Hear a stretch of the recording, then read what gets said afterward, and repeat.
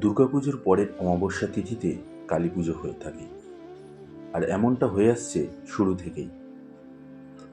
মার পায়ের নিচে শায়িত দেবাদিদেব মহাদেব, আর এক হাত জিভ বের করে দাঁড়িয়ে আছেন তিনি।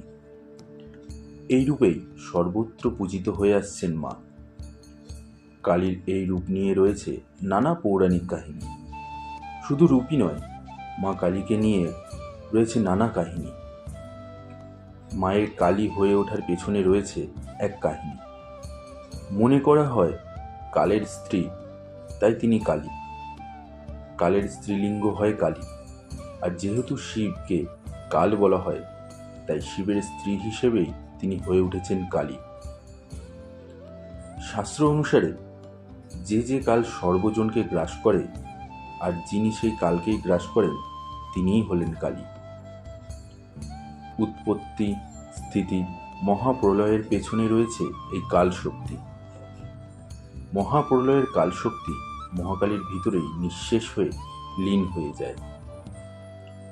কালীর জন্ম নিয়েও আছে এক কাহিনী। মনে করা হয়, যখন স্বর্গে অসুরেরা তাণ্ডব চালাচ্ছে দেবতাদের স্বর্গরাজ্য দখলের উদ্দেশ্যে, ঠিক তখনই দেবতারা মিলে সৃষ্টি করেন দেবী দুর্গার।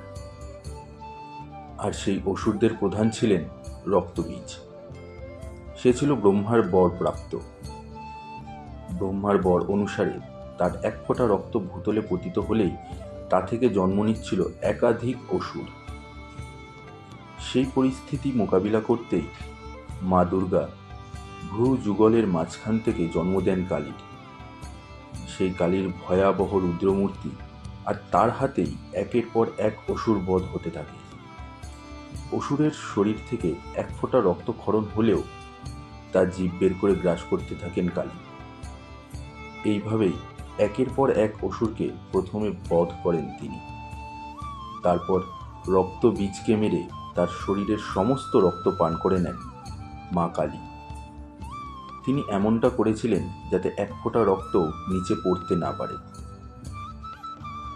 অসুরের সব রক্ত শুষে নিয়ে তার রক্তশূন্য দেহ ছুঁড়ে ফেলে দেন তিনি। আর এভাবেই তিনি ধ্বংস করেন অসুরদের। আমরা যে রূপে কালীকে পুজো করি, সেখানে কালীর পায়ের নিচে শায়িত থাকেন শিব। আসলে অসুরদের হারিয়ে প্রবল বিজয় নৃত্য শুরু করেছিলেন কালী। অসুরদের ধরহীন মুন্ডু দিয়ে তিনি বানিয়েছিলেন কোমরবন্ধ ও গলার মালা। কালীর সেই নৃত্য স্বর্গে ত্রাহি ত্রাহি রব ছাড়ে।